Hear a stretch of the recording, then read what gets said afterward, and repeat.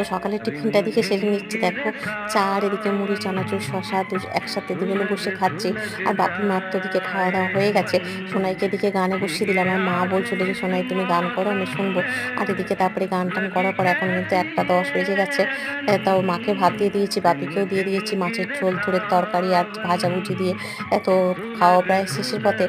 তো ওদেরকে খাইয়ে-দাইয়ে দিয়ে আমি হচ্ছে উপরে চলে গেলাম ছাদে। আর হাসব্যান্ড নিচে। কারণ আগের দিন যেহেতু ঝড় বৃষ্টি হয়েছে, ছাদটাও ভালো করে ঝাঁটিয়ে পরিষ্কার করতে হবে। নাহলে ওই পাতা-পুতি যদি ড্রেনে পড়ে না তাহলে মুশকিল হয়ে যাবে আরকি। নালাটা বন্ধ হয়ে যেতে পারে যেখান থেকে জল যায়। আর হাসব্যান্ড নিচে উঠানে চলে গেছে আরকি। আমি আর হাসব্যান্ড দুজনে সবসময় যেকোনো কিছু কাজ দুজনে ভাগ করে নেয়ার চেষ্টা করি। তাতে একজনের উপর কাজের দায়িত্ব বা কাজের যে প্রেশার সেটা অনেকটা কমে যায় আরকি। আমরা প্রত্যেকটা কাজই আমরা এইভাবে করে নেয়ার চেষ্টা করি যাতে আমার আর হাসব্যান্ড দুজনেরই এই কষ্টটা মানে কম হয় আরকি। তাতে দুজনের ভাগ হয়ে যায় কষ্টটা। তো ভগবানের কাছে প্রার্থনা করি সবসময় যেন হাসব্যান্ডের সাথে এই